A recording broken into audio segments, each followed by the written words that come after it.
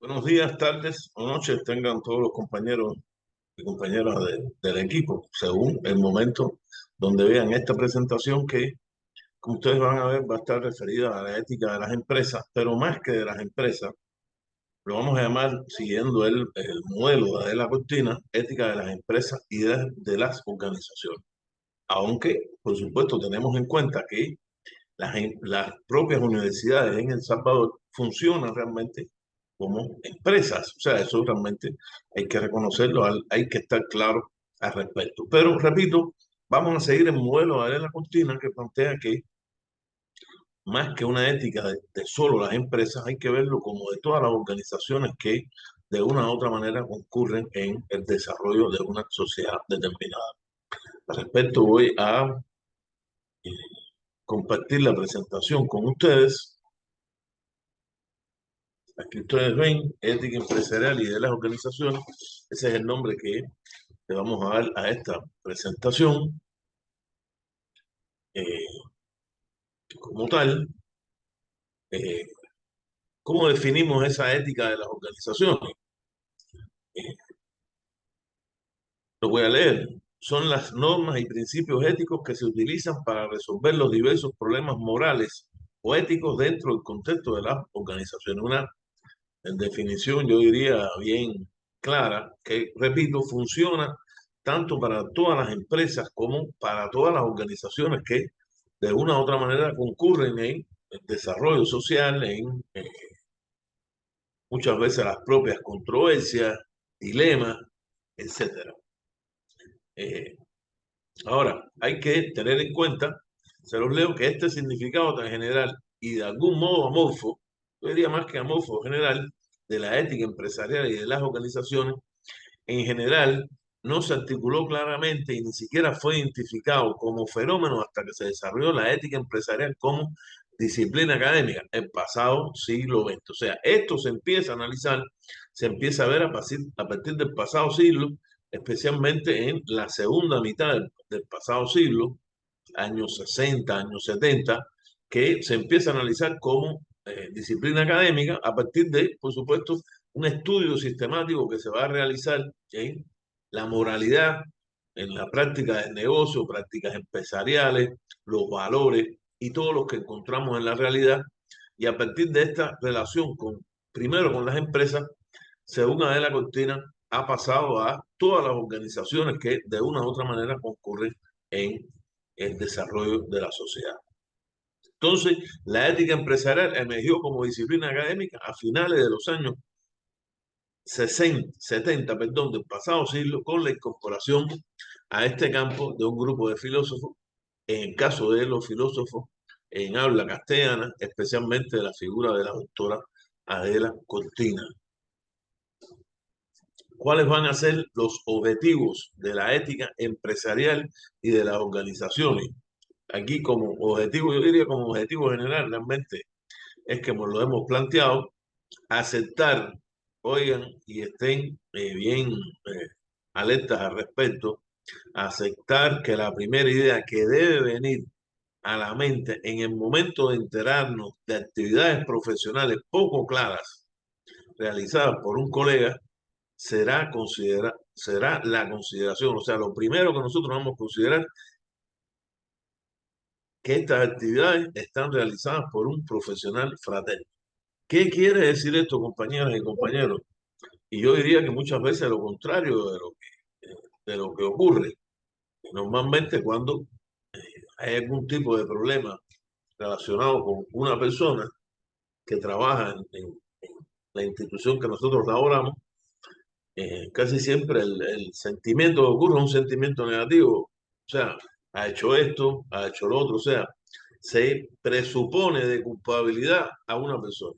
Y realmente lo que nos plantea la ética de la organización es lo contrario, que ante cualquier tipo de situación de un profesional, primero que todo hay que ver a esta persona como una persona que es un amigo fraterno, un colaborador, un compañero, una compañera, para a partir de ahí entonces empezar a hacer los análisis que debemos realizar al respecto sobre una situación determinada de esa persona.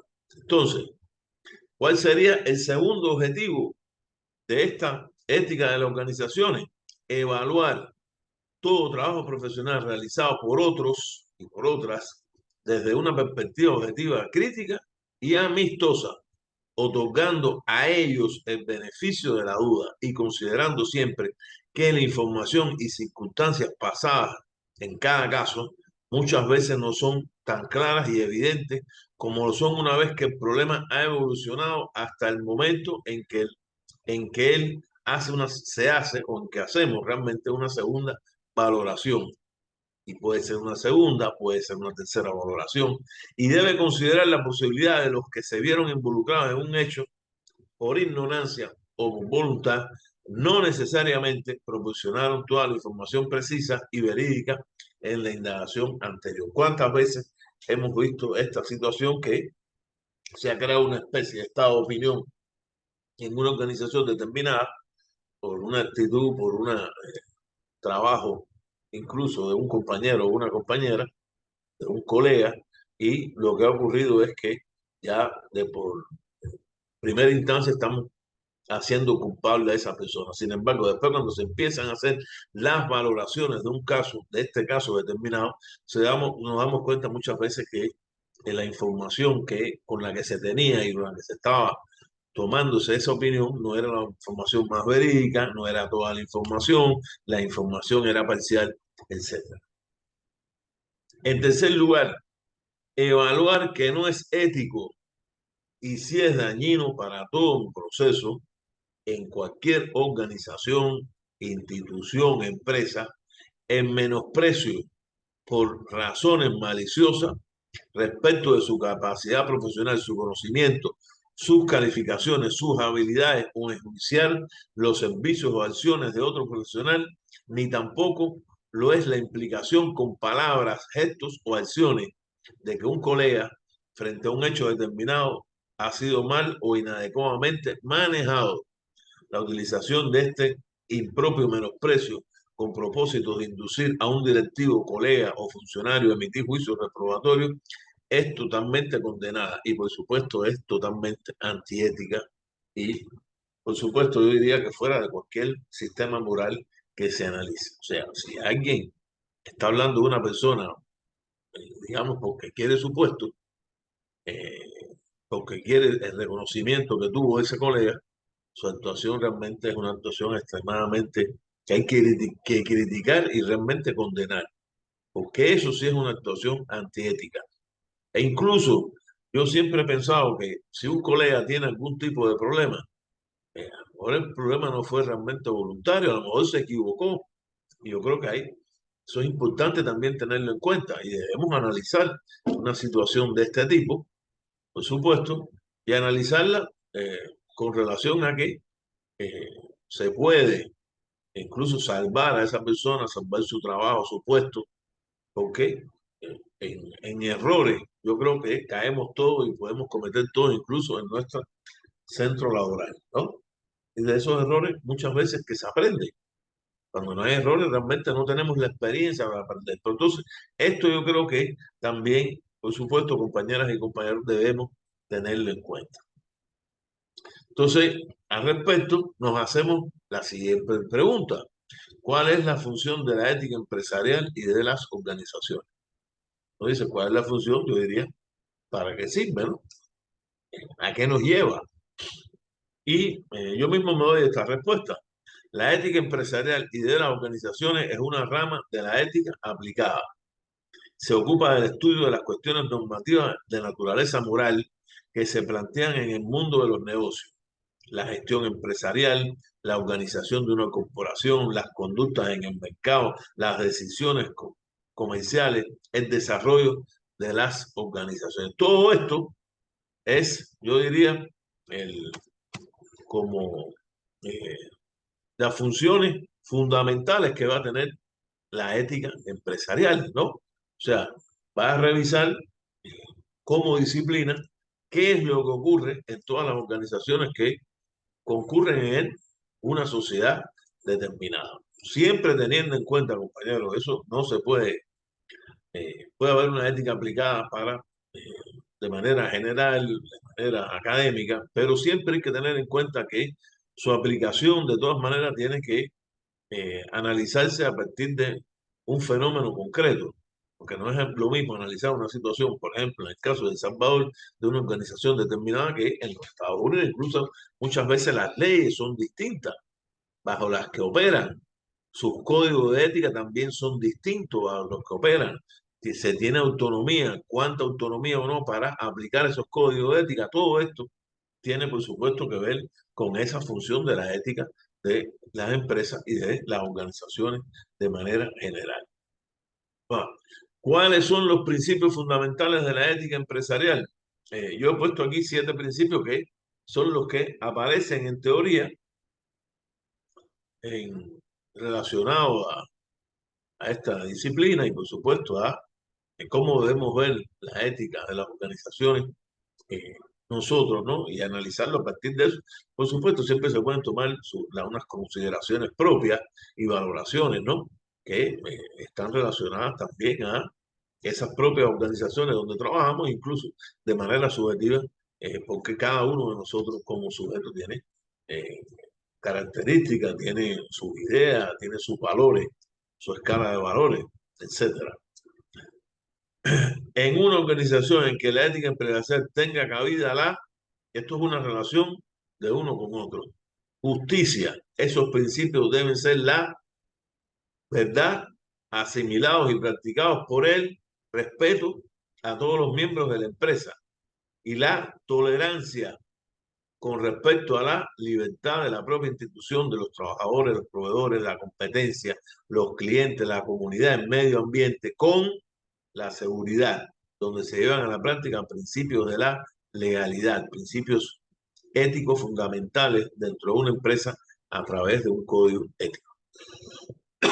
Si aquí vemos, o sea, aquí estamos viendo en estos principios están fundamentados por una serie de valores y aquí están representados en esta lámina: justicia, verdad o veracidad, respeto, principio tan importante como hablamos en la clase anterior, la tolerancia, compañeros y compañeras. ¿Cuántas veces somos y vemos personas totalmente intolerantes ante las opiniones de otras personas?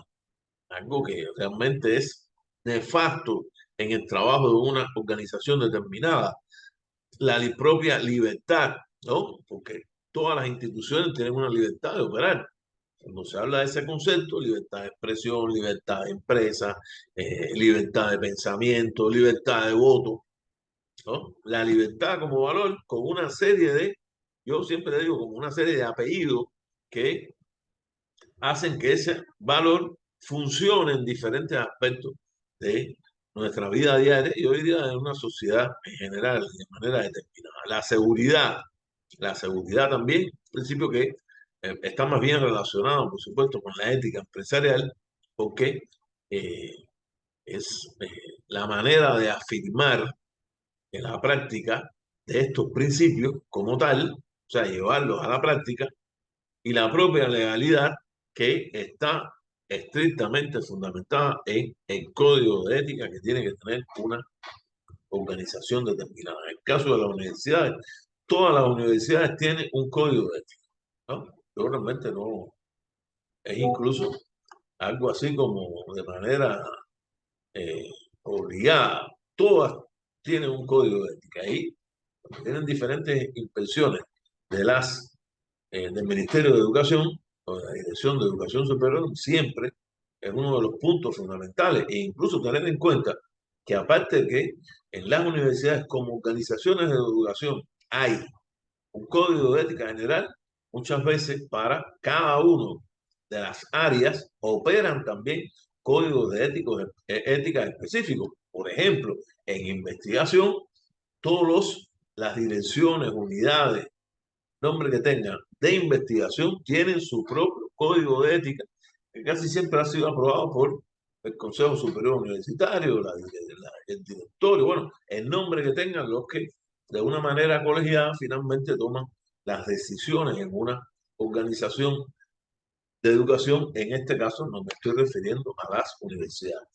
Cada una de las universidades tiene un código de ética de investigación. O sea, en esto sí, y esa unidad, esa dirección que está relacionada a el dar cumplimiento a ese código de ética de la investigación es la que muchas veces determina si una investigación es ética realizarse o no, o si deben, digamos, respetarse una serie de puntos o una serie de valores éticos a la hora de realizar una investigación determinada. De aquí, por supuesto, su tan destacada importancia.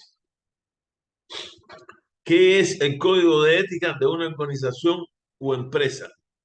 El código de ética, entonces, es un referente formal e institucional de la conducta personal y profesional que deben cumplir todos los trabajadores, miembros de la junta directiva, proveedores, contratistas, independientemente del cargo que funcione. Yo diría que de todos los que trabajan en una organización determinada.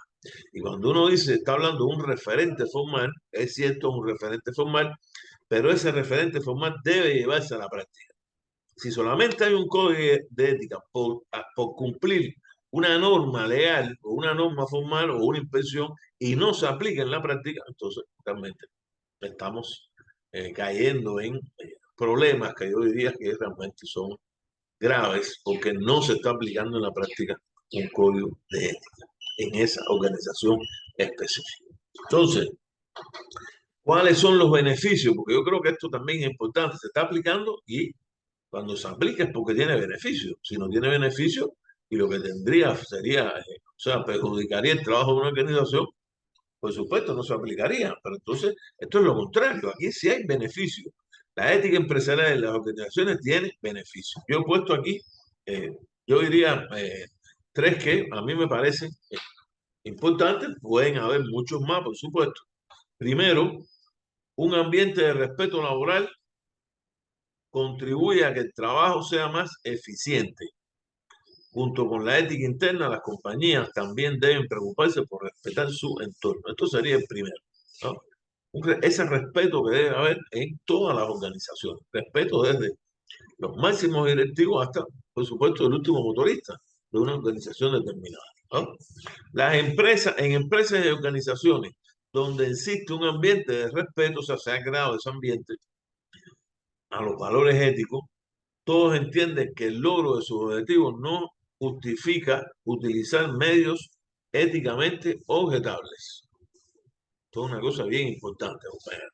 Porque sabemos incluso, compañeras, porque sabemos incluso que muchas veces muchas empresas, muchas organizaciones de cualquier tipo están buscando el rédito, la ganancia, y muchas veces la ganancia a toda costa implica eh, medios que éticamente son objetables e incluso que son antiéticos, ¿no?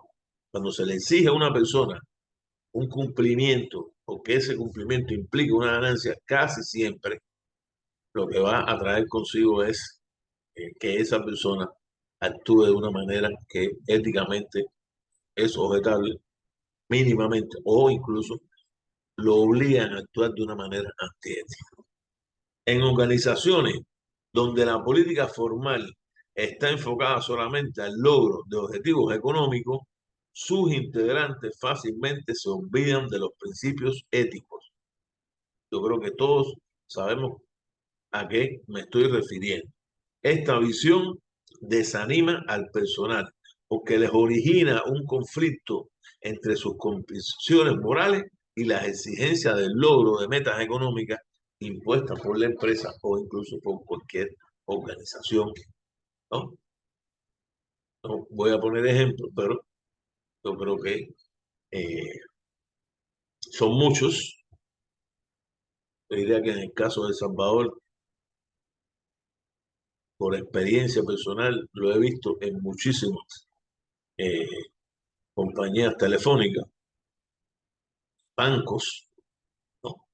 Y realmente caen en esa, llevan a esa persona a eh, muchas veces eh, analizar sus propias convicciones morales, porque le están exigiendo que haga algo que es objetable y que muchas veces no es ético, ¿no?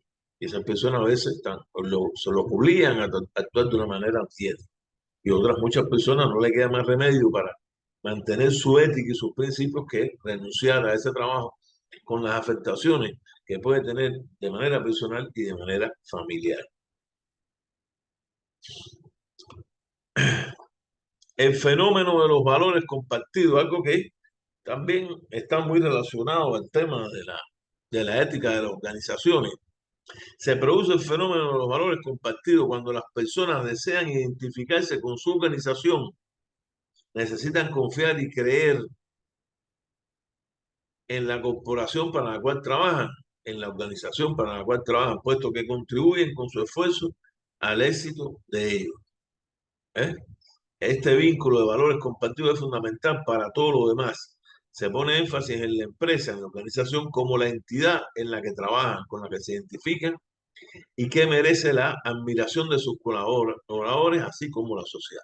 Esto realmente, compañeros, ojalá se diera en todas las organizaciones, en El Salvador, en Centroamérica, yo diría en América Latina, pero es algo que realmente muchas veces no ocurre. Y los ejemplos donde sí ocurre este fenómeno de los valores compartidos están en otros países. A mí siempre me viene a la mente el tema de, por ejemplo, le pongo como ejemplo de Japón, en el momento de los trabajadores japoneses y las trabajadoras están identificados con su organización, con el trabajo que hacen, con los logros que tienen.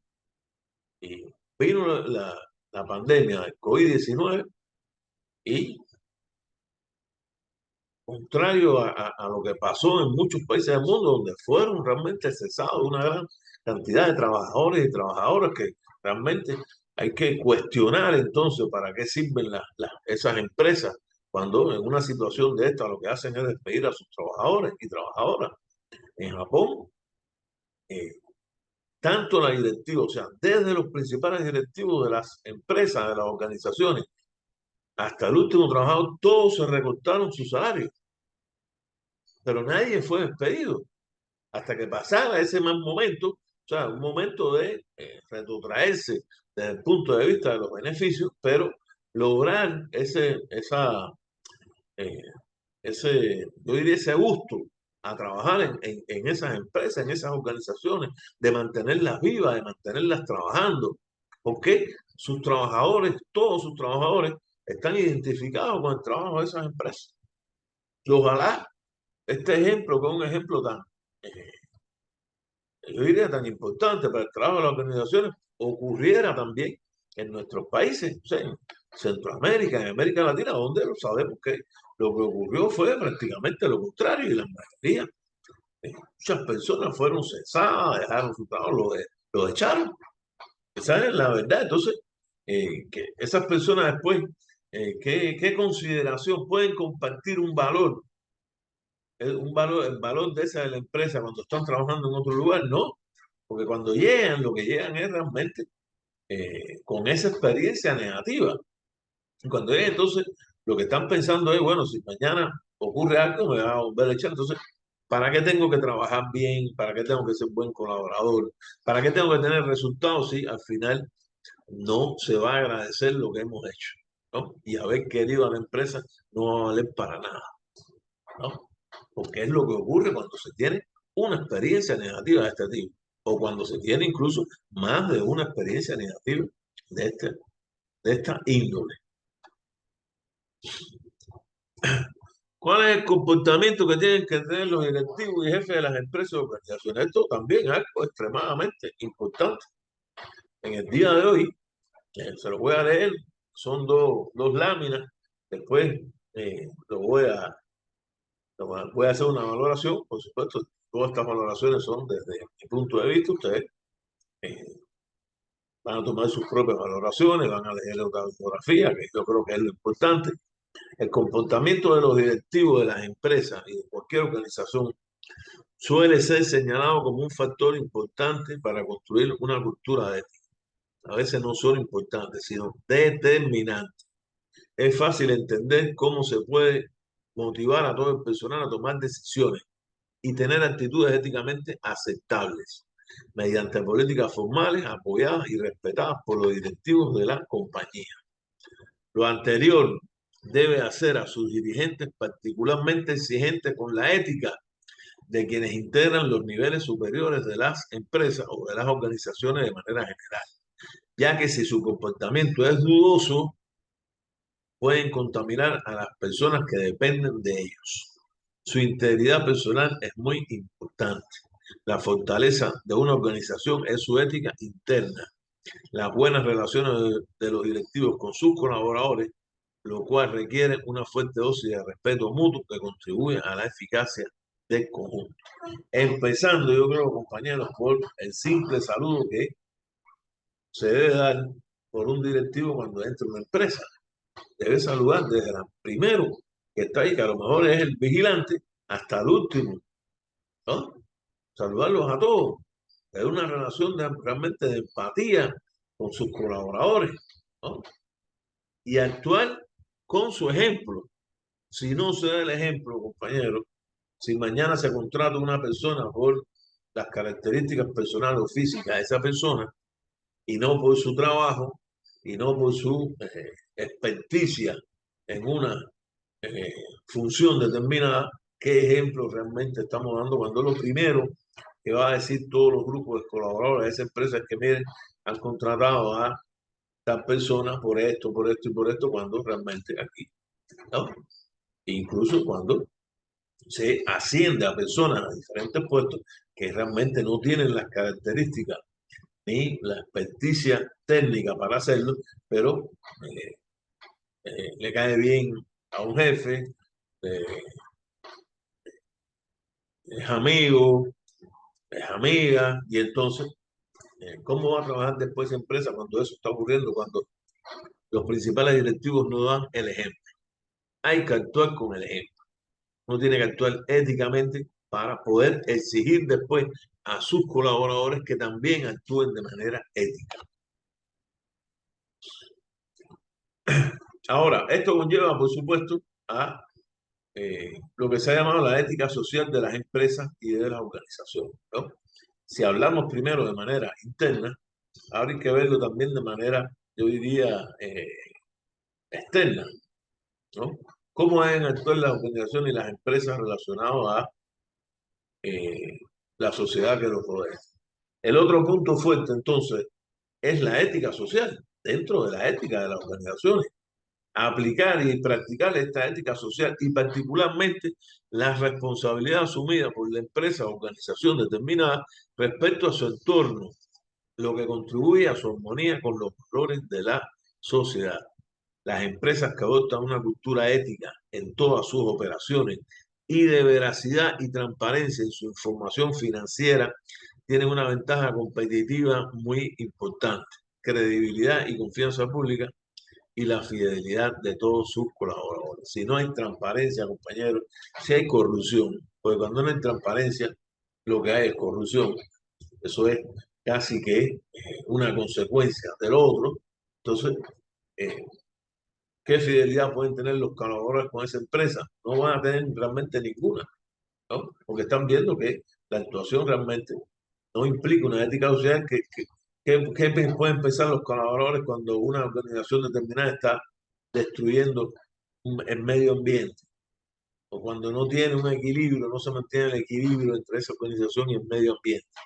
¿Qué pueden pensar sus colaboradores? Cuando se bota la basura en cualquier lugar, cuando se botan los desechos en cualquier lugar o cuando se acumulan esos desechos y no se busca la manera de mantener de una manera, yo diría, valga la redundancia, limpia el lugar donde estamos trabajando, ¿no?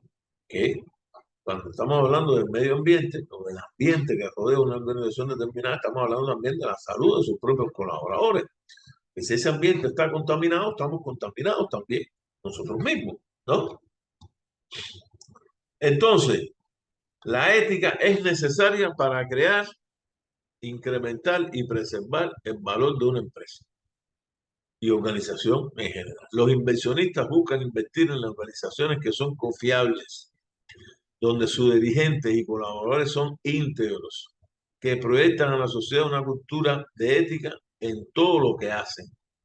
El ambiente de confianza que se genera puede producir beneficios a la empresa y organización, yo diría que puede, no, produce beneficios, porque esas personas que están, esos colaboradores en esa empresa, en esa organización, están trabajando a gusto.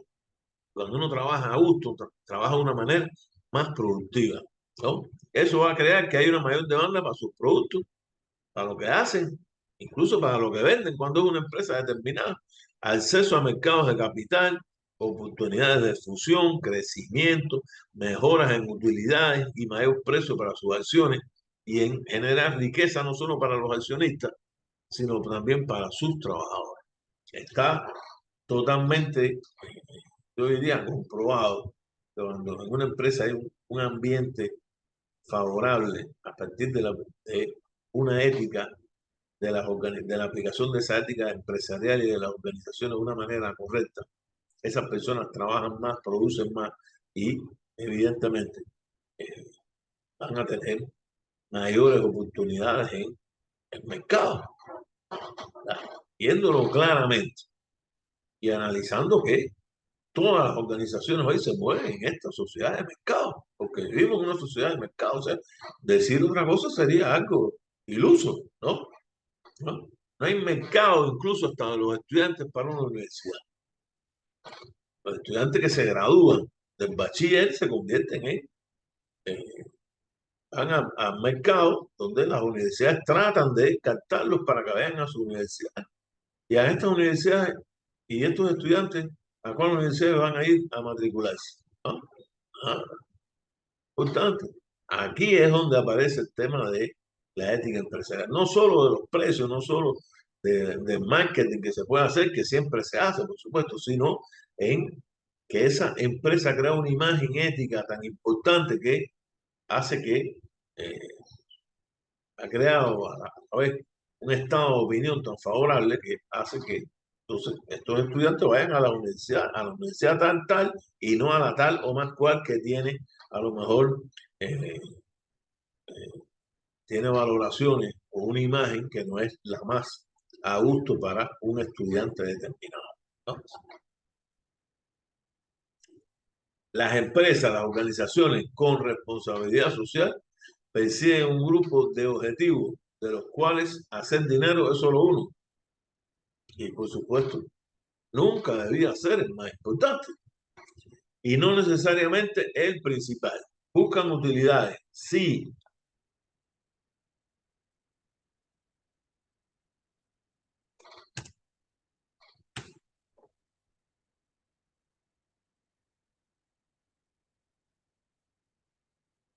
No sé por qué me parece esa palabra subrayada, pero bueno, sí, pero la guían igualmente una ideología básica, los valores básicos, un sentido de propósito más allá de solo ganar dinero.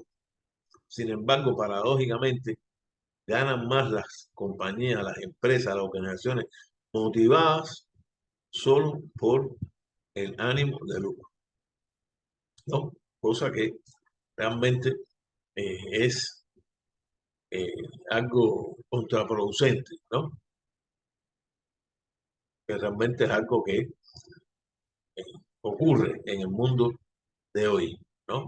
Y estamos así, en esta sociedad de mercado donde estamos, ¿no? Pero eso puede afectar nuestros principios y nuestros valores, sí. Sí, ¿qué debemos hacer nosotros individualmente? Eso es lo que tenemos que preguntarnos nosotros constantemente. ¿Qué hacer para que no ocurra? Estas dos últimas dos láminas están las consideraciones finales. Yo las voy a compartir con ustedes, se las voy a leer para terminar la presentación. Consideraciones finales. Esta es, por supuesto, son mis consideraciones, así, algo así como la propuesta que de manera general ha hecho Adela Cortina y otros filósofos relacionados al tema de las empresas, pero en el caso de los trabajos realizados en lengua castellana es la propuesta de Adela Cortina, que es la que más ha escrito y tiene libros relacionados al tema. La doctora Adela Cortina de la Universidad de Valencia nos dice: el buen empleo y uso de los conocimientos morales e intelectuales que nos provee la ética como dogma de comportamiento es la clave que nos llevará al éxito, no solo como personas, sino también como entes, yo diría como seres humanos, que desempeñamos funciones en una sociedad en la que cualquier manera de pensar o actuar influirá directa o indirectamente. Entendemos que la ética entendemos que la ética se ocupa de las normas de conducta humana. Si aplicamos esta definición al término de ética profesional, nos daremos cuenta de que se refiere al conjunto de normas que rigen a quienes se consideran ser profesionales. Estamos hablando de nosotros mismos, aunque no siempre sean cumplidas por estos. Los profesionales debemos fomentar como paradigmas algunos de sus deberes, como son la solidaridad, estar de acuerdo con la moral establecida, el secreto profesional. Esto se le dice al profesional que no tiene derecho a divulgar información que le fue confiada para poder llevar a cabo su labor, todos los conocemos, para garantizar un desarrollo de la estructura moral, ética y deontológica de la sociedad. Y por último, cada profesional debe trazar el rumbo hacia los actos aceptables, hacia las acciones fecundas, actos justos y conscientes, reveladores de la buena fe y de la capacidad profesional. He dejado de presentar, compañeras y compañeros, hasta aquí tenemos la presentación de esta que por motivos de lo que ustedes conocen el próximo sábado, ¿no? Tendremos el encuentro de manera, digamos, sincrónica y lo estamos haciendo de esta manera asincrónica. Espero que les sirva de guía en su estudio, en esta parte, en el estudio de esta semana y en la, por supuesto, su propia autopreparación y la evaluación que se tendrá esta semana. Muchas gracias y pasen un feliz día.